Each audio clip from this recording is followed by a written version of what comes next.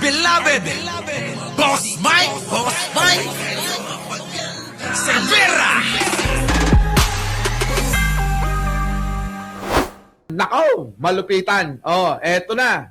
Tatlong dating bodyguard ni Zaldico, binawi na rin ng dating sundalong si Orly Guteza ang nauna niyang pahayag na nag-deliver siya ng mali-maletang pera sa bahay ni dating House Speaker Martin Romualdez. Nako. Ang sabi ni Guteza, sina Senador Dante Marcoleta at dating Congressman Mike Defensor ang nasa likod ng pagharap niya sa Senate hearing, kapalit ng pera at scholarship sa kanyang mga anak. Nakatutok si Grabe, no? Grabe mga kababayan ng mga pangako, ano? Matindi mga kababayan ng mga pangako. Ha? Oh, tuloy. Kay Pulido. Exclusive. Unang lumabas sa publiko si Orly Guteza sa pagdinig ng Senate Blue Ribbon Committee Nako. kaugnay ng mga anomalya sa flood control projects noong Setyembre ng nakaraang taon. Sa kanyang testimonya, sinabi niyang bilang bodyguard ni dating Congressman Zaldico, naghahatid siya ng male-maletang pera sa bahay ni dating House Speaker Martin Romualdez. Humigit kumulang 3 beses ako mismo ang Mga Martinico! Mag-ingay!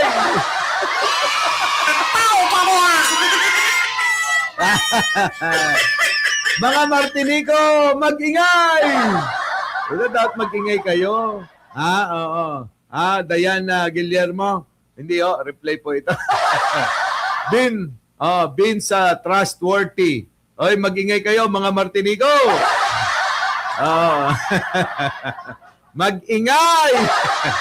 deliver ng basura sa bahay ni Congressman Saldico at sa mga bahay ni Speaker Romualdez. Si Senador Dante Marcoleta ang nagharap sa pagdinig kay Guteza na inilapit daw ng kaibigang si dating Congressman Mike Defensor. Pinag-usapan nila yan. Maniwala kayo. Pinag-usapan nila yan, Rosel. Di ba?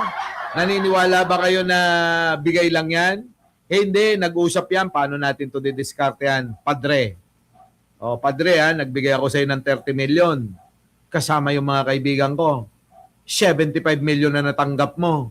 Padre, wag mo kong Padre, wag mo kong bibigoon din baka naman kaya natin 'to. 'Di ba Koyo Maki Mylene Antonio. Sabi ni Joel Macalinaw Padre, sige na. Hindi malalaman ni Bulaklak Kabiling 'yan. At saka ni MJ Portesa, hindi nila malalaman. Lalong-lalo na si Kuya Maki. Lalong-lalo si Maring Joji, at saka si Rosel, at saka si Sola de la Cruz. Atin-atin lang ito. Di ba, Rona Avila. Yay! Chef ka na, Ninong! Di ba? Tama-tama yung pagkakabati-bati natin, di ba? Prime bad. It's just me. Eto na. Grabe.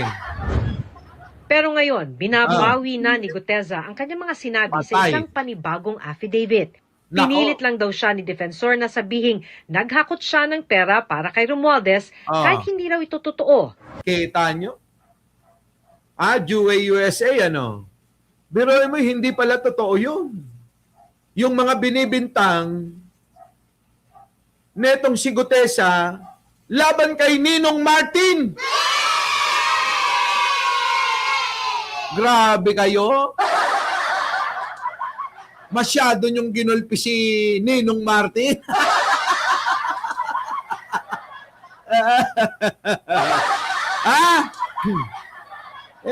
Ito pa lang ito pa lang si Guteza. Abay, pinilit lang ni Mike Defensor. Walang yari to si Mike Defensor, Grabe, kaya pala halos mabaliw-baliw na, Kaya sabi ko sa inyo, huwag nyo nang nanaisin. Analisa uso. Huwag nyo nang nanaisin na dumami masyado ang pera nyo. Florihina. Di ba? Joey Salvaboro. Dapat siguro Yung sapat-sapat lang.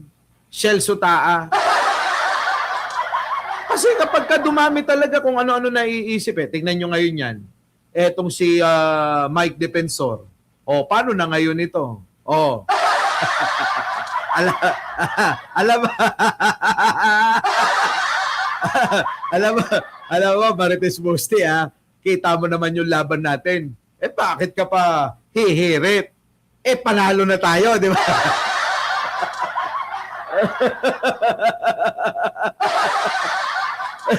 Hindi na tayo hihirit.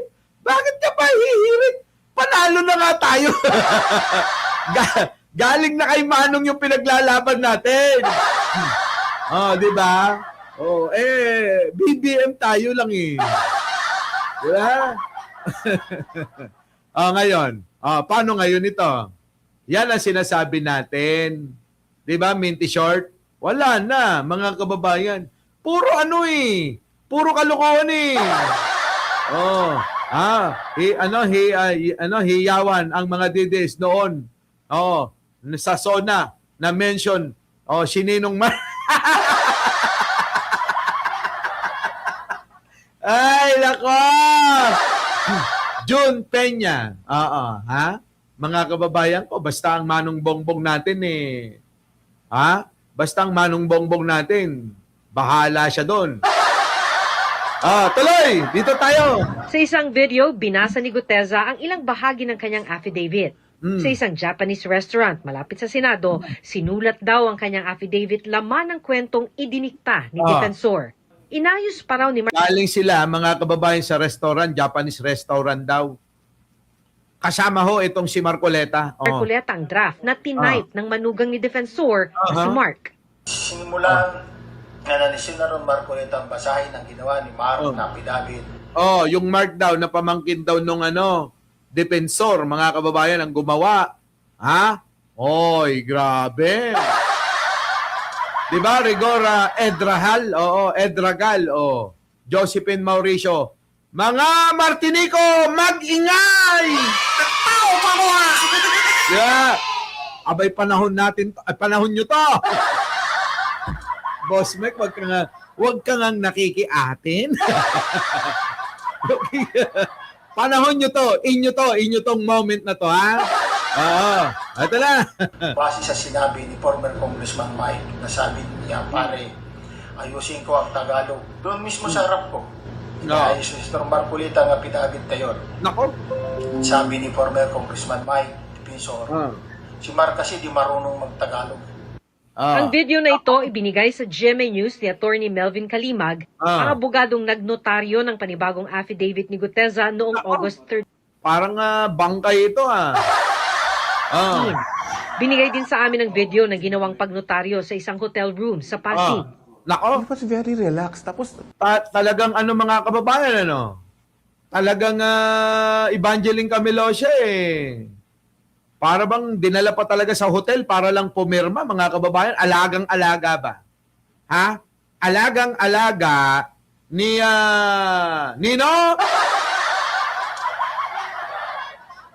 Ni Mike Defensor. Etong si Orly Gutesa. Diba, Elizabeth Andal? Alagang-alaga nila. tahimik na eh. Parang very ordinary lang. Ni-request namin kay Attorney Kalimag na makausap sa telepono si Guteza pero ayon sa kanya, may problema sa signal kung nasaan si Guteza kaya di siya makontak. Sa kwento ni Guteza sa kanyang affidavit, narinig daw niya ang usapan ni na Defensor at Marcoleta tungkol sa pera. Nako. Sabi ni Congressman Mike, basahin mo na muna, ikaw na ang bahala kung pwede yan. Sabi niya, pari, 150 million lang, masaya na tayo. At ang matapos siyang basahin ng affidavit, sabi niya, ito na yung missing line. Eto na yung missing line. Grabe mga kababayan Peperahin pala nila ng 150 million yan. El Nabencio, Peperahin pala nila ng 150 million. Elmer Valdez. Ewan ko mga kababayan. Eto yun. Balikan natin ang mga nakaraan. Balikan natin ang nakaraan. Oo, walang aapila. Eto na. Pasok! Ang sa binabasa mo, wag ka Ayan na. Ha? Ayan na. Pakinggan natin tong moment na ito. Kasi ito yung kung kailan, mga kababayan, ito hong si Gutesa ay iniharap sa hearing sa Senado. Pakinggan natin. Sir Gutesa, mag-stick ka lang sa binabasa mo, wag ka nang nag-a-adlib. Kung ano yung nandito, basahin mo lang. Yes, yes, sir. Kaya naman pala galit na galit si Marcoleta noon, ano? Mukhang mali-mali rin to si Orly.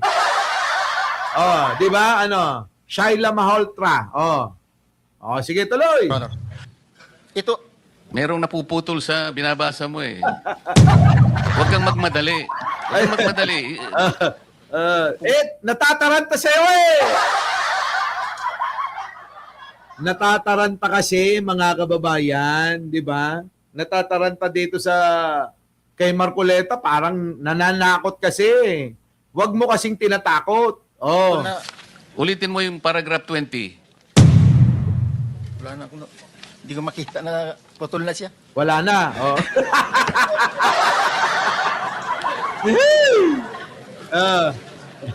Bulelyaso. Bulelyaso. Ayun na. Si Marcoleta, binigay na. Oy, ito.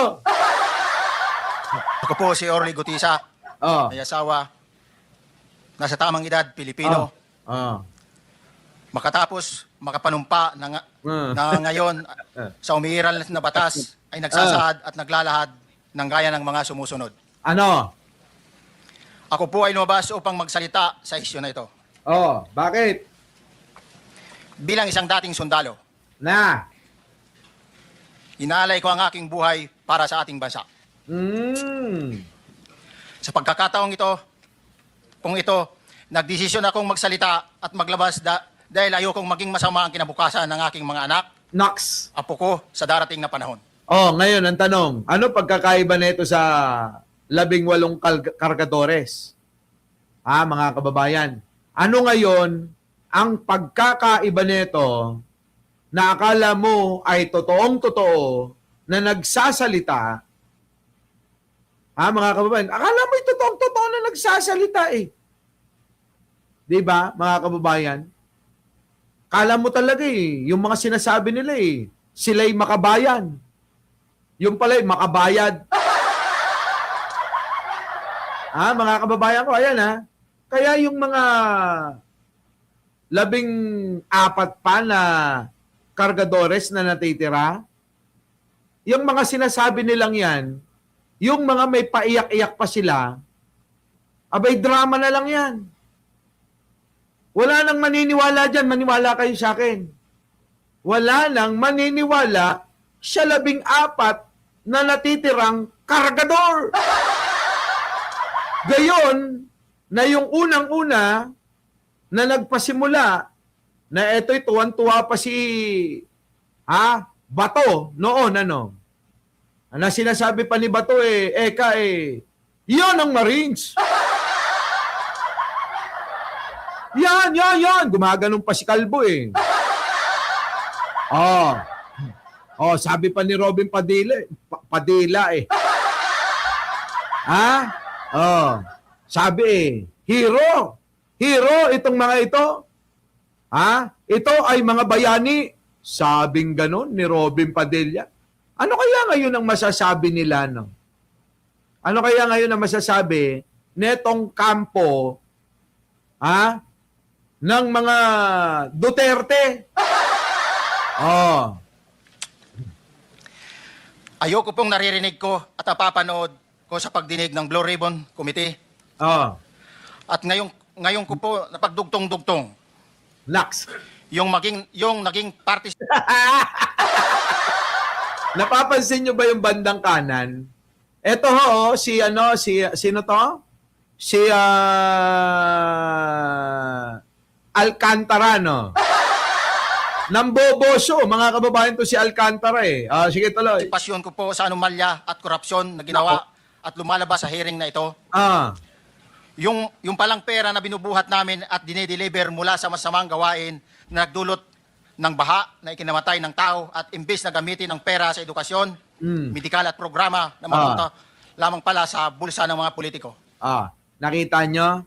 Sabi ko sa inyo ang paggawa ng propaganda, kukunin yung damdamin, yung emosyon ng mga mahihirap nating kababayan. Kaya ang mga nauuto ng kampo ni Sara Duterte, yung mga mahihina ang ulo, yung hindi makaunawa. Mahihina. Meron man mga babae na nagkaroon ng kaya-kaya, ay yung naman po yung mga nakapag-asawa ng APAM. Naging kabit ng mga mayayaman. Di ba? At mga kababayan, nakapag-asawa ng mayayaman, naging kabit ng mayayaman. Ay, lalayo pa ba kayo? O, tignan nyo si Kati Benag. Di ba, mga kababayan ko? Yan yung sinasabi natin. Na ang karamihan sa mga sumusuporta, yung pong mga kulang talaga, wala. Kasi yun yung nila, target talaga Mina-market nila Nelia Collins, Jose Manaid, Yun ang minamarket nila, yun ang kinukuha nila yung damdamin, opinion, yung nararanasan, madali hong kunin yun Parang ganito mga kababayan. Parang ganito para mas maintindihan ninyo. Ang style ng mga Duterte, yung damdamin, yung pagkakataon na nararamdaman nila, Niña Bella Infinity. Parang yung mga lalaki at mga babae. Di ba kapag broken yung isang babae, yun yung ginagawa nyong pagkakataon para samantalahin, Huwag kayong magsinungaling. Lalo ka na, Joey Salvaboro. At saka ikaw, Joseph Machete. Di ba? Ganon sila. Ganon din yung mga babae. Kapag ka nalaman nila, nakita nila na nag-break na yung lalaki at yung jowa, at yung lalaki na gusto nila. Nako, mga kababayan! Sigurado! Abay, nandiyan dyan Meron pang Naku, marami ko naranasan na ganyan. Sasabihin gano'n, Oy, besh! Ba't ganyan ang post mo? Ganyan ang my day mo? May problema ka ba? Gusto mo samahan kita?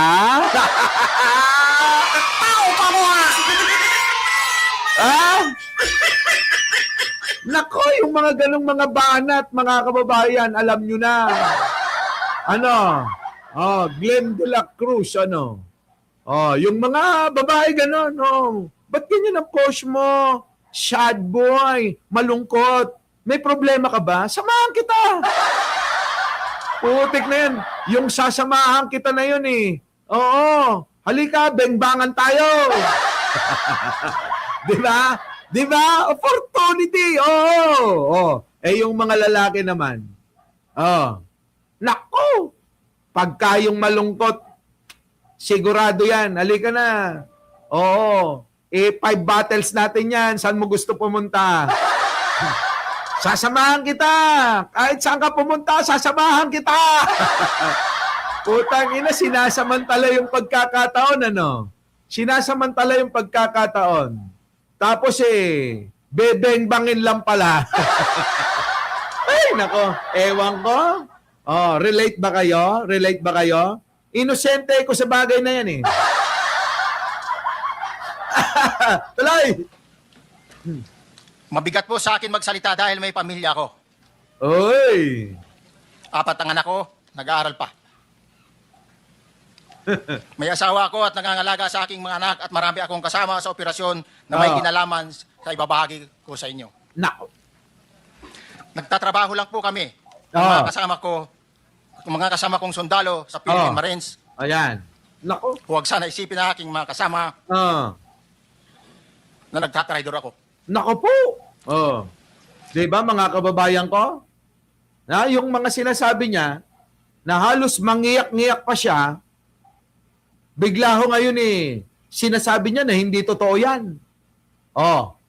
Kaya mga kababayan, Pio Balba, mag-iingat kayo. Saan? Dito, sa grupo ng mga Duterte dahil mapanlin lang itong mga ito. Marlon Baptista. Tuloy. Maring Gina. Ako sa aming trabaho at pinagsamahan dahil pari-parehas kaming may pamilya at gusto lang naman naming ayusin ang kinabukasan ng bawat isa. Yun. Wala akong iniisip na kapahamakan para sa kanila bagkos ang gusto ko lang mayayos ang kinabukasan ng bayan at lahat kami. Noong December 5, 2004, na-hire ako bilang security consultant sa Ako Bicol Party List or AKB kay Congressman Saldico. Nako. At nasimula ng duty ko kay Congressman Saldico. Aha. Bawat umaga, nagre-report ako sa BGC, sa Horizon, sa Bonifacio Global City, kung saan nakatira si Kong Saldico. Tuwing may duty at detailed ako sa basura, it means itong basura, ito yung box ng pera na pinag-uusapan natin sa kasalukuyan. Mr. Gutesa, mag-stick ka lang sa binabasa mo. Huwag ka nang nag-a-adlib. Kung ano yung...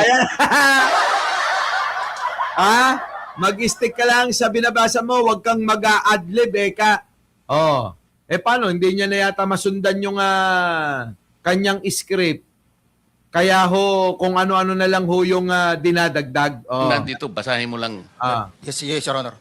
Tuwing may duty detail ako sa basura, pumupunta kami sa 28 Ladybug Corner, Dragonfly, Valley Verde 6, Pasig City. Tagabuhat lang ako ng malita ng basura. Ang ibig sabihin ng basura ay malita na may lamang pera. Nako po. Ang bawat malita ay may lamang humigit kumulang 48 million pesos. Grabe, no? Ang bawat malita ay may post-it na nakadikit na nakasaad kung magkano ang laman ng bawat malita. Tuwing may duty detail sa basura. Lahat ito mga kababayan, mga walang ya ito Kahit itong nandito sa kanan na to kumita rin ng limpak-limpak Naging baboy na lang mga kababayan sa kakanakaw. May pumupunta na tao na magdi-deliver ng basura at nire-receive John Paul Estrada at Mark Tiksay. Ang mga executive assistant ni Congressman Saldico at sila ang mga detailed sa mga ganyang activities. Ang mga nangyayari kapag duty kami sa basura. Kalimitang dinadala sa bahay ni Congressman Saldico sa Valley 36 at tinatanggap naman ni Mark at ni Paul. Nako, ayan na mga kababayan idinamay na si Ninong Martin. Pagkatapos naming may baba ang nasabing basura, ipinapasok sa bahay ni Congressman Saldico sa Valley Verde 6 at binibilang ni Mark at ni Paul. Nako. Alam ko na ang laman... Grabe mga kababayan, ang tagal bilangin nun. Iisa-isain mo, kaya counting machine mo, no? Matagal yun. Matagal yun. Ang malita ay pera sapagkat nakita ko si Paul na binuksan ang malita at inilabas ang laman para bilangin. Nako po. Ang isang ehemplo na nagdala ng pera ay si Congressman Eric Yap ng AXIS Party List. Nako po. Pagkatapos mabilang, isinakay namin sa mga sakyan patungo sa Horizon Residence sa Taguig. At dumiretso kami sa basement upang may baba ang nasabing basura. Kita nyo mga kababayan, kung titignan nyo, maigi, kukunin nila na, ganito yung gumawa ng propaganda para galitin yung mga tao. Pera, sila maraming pera, ninanakaw nila. Tapos yung kayong mga tao, nahihirapan. Samantalang sila, nakaw lang ng nakaw. Ganun yung mga propaganda nila, no? Diba? Ganun yung propaganda nila, mga kababayan. Kaya talagang puro mga mahihirap at kulang sa pangunawa, di ba, Geyser, Ate Pai, kulang talaga Helen Tesorero. Yung kanilang pangunawa dito ay Chang, tuloy. bago ibaba ang nasabing basura, ito, Merong napuputol sa binabasa mo eh. Huwag kang magmadali. Huwag kang magmadali. Huwag ka magmadali! ito na, Ulitin mo yung Nasisira eh. paragraph 20. Yung paragraph 20 daw, sabi ng direktor. Gemma Garais, sino ba yung mga bago dyan? Juliet, Jonas, Jerry Abenoja, yung mga bago dyan. Shoutout sa inyo, Helen, sino pa? Si Ace Venezuela.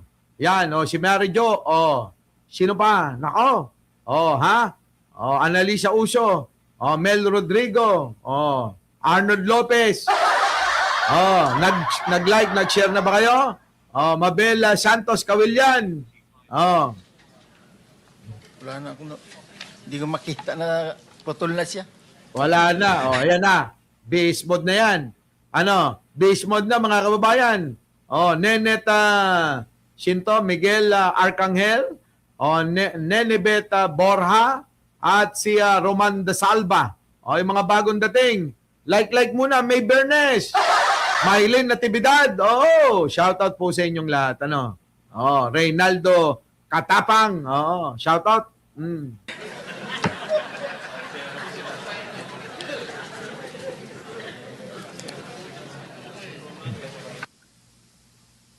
Ano na? Ang ending, mga kababayan, nakulong si Marcoleta, nakulong si Mike Defensor, na sila palang mga promotor netong katarantaduhan na tanim intriga, tanim ebidensya, at tanim witness. Grabe, no? Malogapila. Grabe sila, no?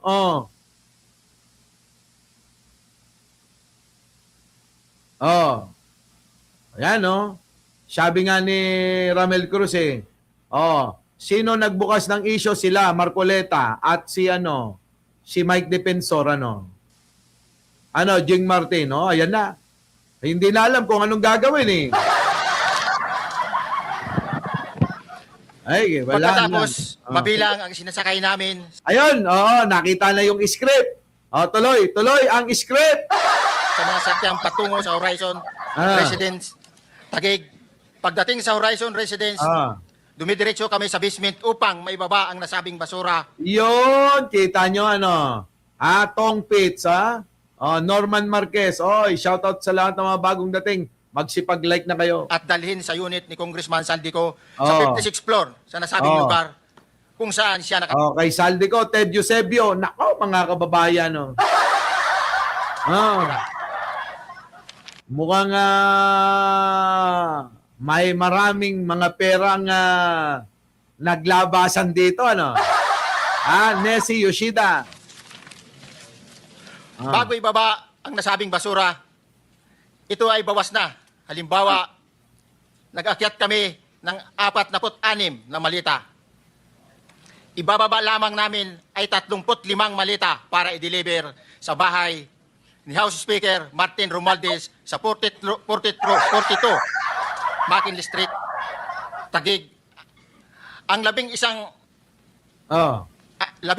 malita. Kaya pala nahihirapang magsalita ito, eh. Di ba? Tulad ng sinabi natin ng mga nakaraan, Eduardo Inopre. Kaya pala nahihirapan Arnold dyan, eh. Kasi hindi niya alam yung kanyang mga sinasabi. Di ba, Jing, yung mga direktor, sabing gano'n. Sila ang nakulong. Yun na nga, eh. Tuloy, Anything Cool TV. Naniniwala pa rin ako. Pa rin ba kayo? Na tumanggap, ng maleta. Si Martin, nasa naman, di antayin natin. Itanong natin kay Manong Bongbong. Tayo na iwan sa taas ng 56th floor sa Horizon Residence. Humigit kumulang 3 beses ako mismo ang nag-deliver ng basura sa bahay ni Congressman Saldico, sa Horizon Residence at sa mga bahay ni Speaker Romualdez sa 42 McKinley Street, Taguig. Mas maraming pagkakataon na nagde-deliver kami ng basura sa bahay ni Speaker Romualdez at sa bahay ni Congressman Saldico Oh. Oh. dahil iba-iba kaming mga nakadetailed na close-in, Oh. backup, at advance part. Kaya nga hindi na pinaupo ito eh. 'Di ba? Kaya hindi na pinaupo ito eh. Ano ba, love ko kayo kay abay, bati-bati na tayo. Kaya tayo eh, para kayong mga shota kong mga ex ko. Pag nag-away, binabalik pa rin yung mga nakaraan eh. Kaya tuloy, laging away ng away, konting bagay. Hindi lang nagkasundo sa pagbili ng toothpaste. Sabing close up, hindi Colgate. Abay, nag-away na mga kababayan hanggang sa maungkat na yung mga lumang-luma na hindi pinagkakasunduan.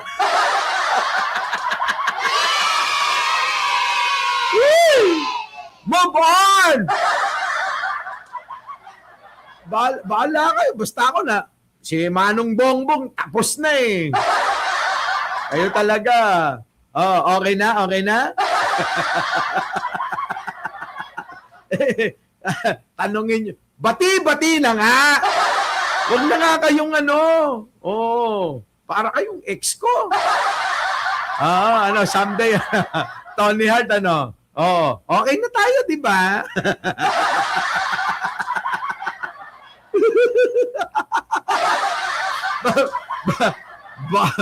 Baka mamaya, magkaungkatan pa tayo uli eh. Huwag na, tama na. Eto na, dito na lang tayo sa mga totoong mga kaaway. Nilagay niya sa panganib ang Ayan kanyang na. buhay at ang buhay ng kanyang pamilya. Gutesa has nothing to gain. Gutesa has everything to lose. Siguro po, sa kanyang puso, inisip niya, inasahan niya, natutulungan siya ng Estado na proteksyonan mo lang. Naks, ang galing magsinungaling na itong matanda na to, no? Grabe mga kababayan ko eh. Sobra magsinungaling tong matanda na to. Ngayon, binaliktad yung sinabi mo. Kaya pala puring-puri nyo eh. Pinupuri nila ng pinupuri, pinapaganda ng pinapaganda yung imahe ni Orly Gutesa para paniwalaan ng madla. Pero ang katotohanan, mga kababayan, abay gawa-gawa lang pala ng matandang yan. Paano na ngayon ito? Cakes TV. Cakes! Yung idol natin, nanonood pa ba si Cakes dito, Kuya Boy? Hoy, Cakes! Magparamdam ka. Yung idol natin, nakaw, mukhang nabudol tayo. Ayop talaga ito eh, mga kababayan. Napakaloko. Napakaloko. Dahil sa kanyang ginawa para matulungan ang Estado. I-prosecute kung sino talaga ang may kasalanan sa malaganap at kasuklam-suklam na iskandal na ginawa ng mga taong kasangkot din. Nako, hindi ka nga makatingin ng diretso. Hindi nga makatingin ng diretso eh. Muset Pero si BMB Eduardo, aking inang mukha. Gagid eh. Tigilan mo na nga yun, nasasaktan si Kicks TV. Pag tinatawag na kamukha ni Puma Leal. Yung sa Shider, King Tomador, yung sige-sige, makasige, ba? Yung gumaganon, di ba? Kamukha niya eh. Eto na. Pero wala po eh. Wala siyang nakita. Despite his courageous testimony before the Blue Ribbon Committee, he did not get even the courtesy that he deserves. Kita nyo? May paganong-ganong pa na kailangan daw ibigay daw ng Blue Ribbon Committee yung mga deserve ni Orly Gutesa. Ano nangyari? Wala nga. Winterhan. Wala. Yun naman pala, drama lahat, mga kababayang. Our beloved Boss Mike Cervera.